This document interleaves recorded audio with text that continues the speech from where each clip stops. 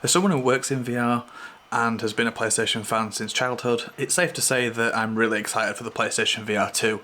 As a major globally recognised platform holder, Sony's willingness to re-enter the virtual reality field with a brand new headset is hugely exciting for console quality VR games moving forward. So why is their next gen headset the perfect place to continue the Killzone legacy? A seemingly dead IP that hasn't seen a new installment since all the way back in 2013. The Killzone series goes a long way back in PlayStation's history.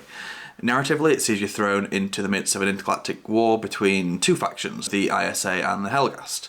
One, the ISA, based on Vector, are a NATO-style alliance force and are the good guys of the story.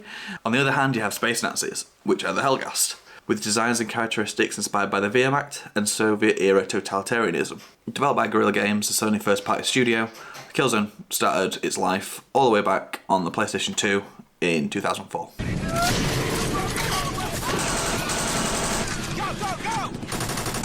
Originally teased as Sony's Halo killer, developed in response to Microsoft's biggest breakout series at the time, it didn't turn out like that. The first game was met with mixed responses due to technical issues, spotty in-game AI, and other general gameplay complaints. After a rocky start for the new IP, Guerrilla Games were really determined not to repeat the same mistakes for the direct sequel, Killzone 2. Come on, Seb, let's go! All hands Time for us to deploy! Caused by rough... Despite some controversy around its E3 debut in 2005, when a jaw-dropping announcement trailer of Killzone 2 was promoted as showing gameplay, when in actual fact it was CGI target render and a proof of concept, the game itself eventually exceeded all expectations. When it finally launched on the PlayStation 3, it was hailed as being the best shooter on the platform that was really pushing the tech forward, and that's the kind of crucial detail I want to keep focusing on as we move through the series. Using Killzone as a benchmark for Sony hardware would continue throughout the life cycle of the series. Killzone Mercenary had the almost impossible task of bringing like PS3 blockbuster showcase quality shooter mechanics to a handheld device. Despite this really lofty ambition, it managed it, showcasing just how well a shooter experience could be on a platform like the PlayStation Vita, which was a portable. It ran incredibly well on Sony's handheld and took full advantage of the device's features such as the intuitive use of the back touch panel. Although it came out over a year after launch, it's still lauded as one of the Vita's defining titles. IGN called it the best portable shooter ever made, and Sixaxis named it PlayStation Vita Game of the Year that year. Where the Sony hardware and Killzone synergy is at its peak was the release of the PlayStation 4. Guerrilla were tasked with delivering a truly next-gen title that could really showcase what the PS4 was capable of. Evolving the Killzone formula from the PlayStation 2 and PlayStation 3 generations, Killzone Shadowfall was the first game to showcase Sony's new in-house proprietary game engine, the Decima engine, which would contribute to the success of games like Death Stranding and Horizon Zero Dawn.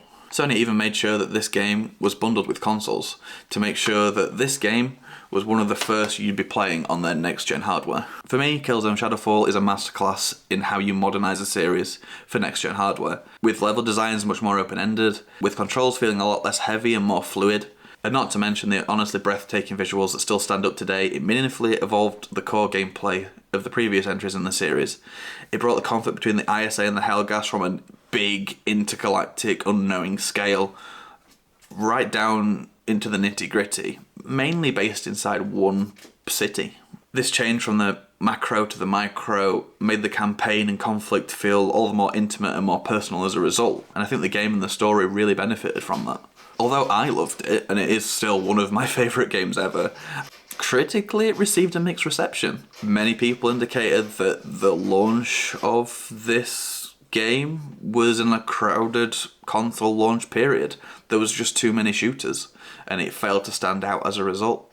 Despite this, IGN still claimed that there's never been a better time to jump into the Killzone series, and consumers tended to agree. It was the first PS4 title to sell over 1 million copies, and it's still one of the best-selling PS4 games of all time. So why was it the last one in the series? Why haven't we seen Killzone since the launch of the PS4?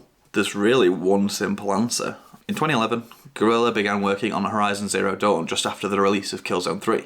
It was an ambitious project internally. It was very unlike anything else that Guerrilla had worked on at the time, and just colour palette wise was in stark contrast to Killzone. It wasn't until Shadowfall released in 2013 that development on Horizon really kicked into overdrive, and it really gained pace internally because it showed a very different side of Guerrilla. It wasn't dark, it wasn't a gritty first-person shooter of the future. It was quite lush, post-apocalyptic, hopeful, and brought us quite an iconic female lead in Aloy. Ultimately, upon launch, Horizon outperformed Killzone in every meaningful way. It brought a whole new level of commercial success to Guerrilla that the Killzone series just hadn't. The team internally pivoted to supporting their new series, and as a result, Killzone kind of languished for 8 years before the end truly came.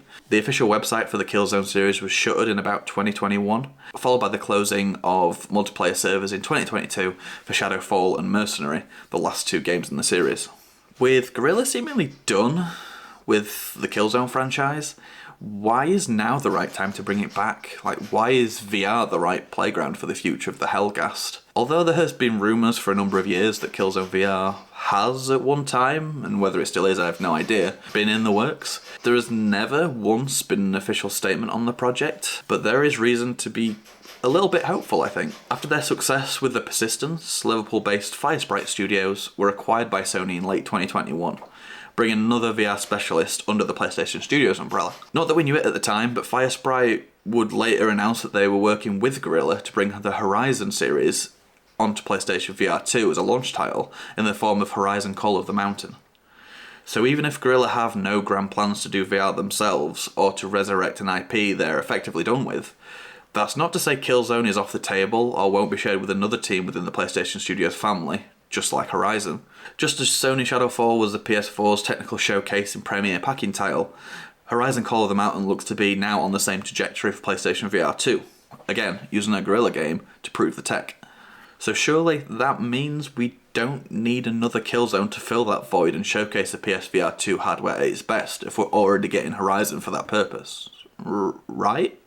On the face of it, no. But shooters sell. And that's kind of an indisputable fact whether you're on flat screen or whether you're in VR.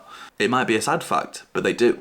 You don't have to look far to see the success in VR of games like Superhot or Firewall. One of the best campaign shooters for PlayStation VR, and arguably all of VR, is Farpoint.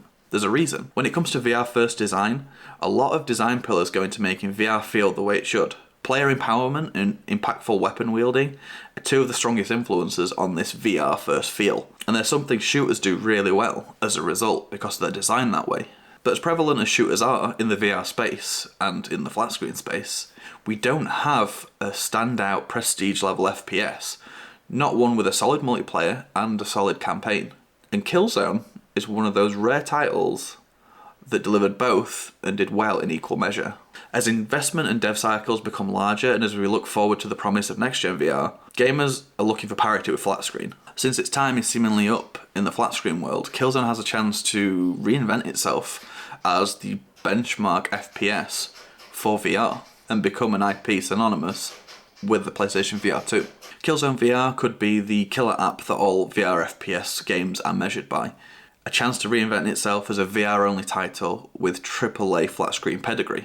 A game that really fleshes out the key features of PSVR2, showcasing what this new hardware can really do like no other. Which is an honour shared by its predecessors. The Killzone series is known for showcasing what hardware can do. Killzone as a series is quite happy to get experimental and support VR-adjacent technology applications. Killzone 3 actually had Move integration, the controllers that would go on to be a PlayStation VR mainstay. Guerrilla even worked with the SOCOM developers to develop the PlayStation Sharpshooter, which was the predecessor to the aim controller.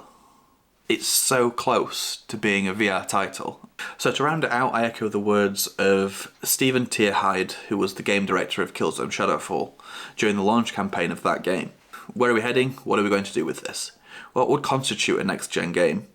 The thing we immediately gravitated towards was resolution. That's the first thing people want to see. Crisper fidelity will stand out immediately. What we really want to do is give the player more control. It should be the player who drives the story forward. It should be the player deciding when to go into action. One of the big things we want to make sure of is the story is told from a first-person perspective and that all the gameplay is actioned by you. I don't know about you, but that sounds very VR.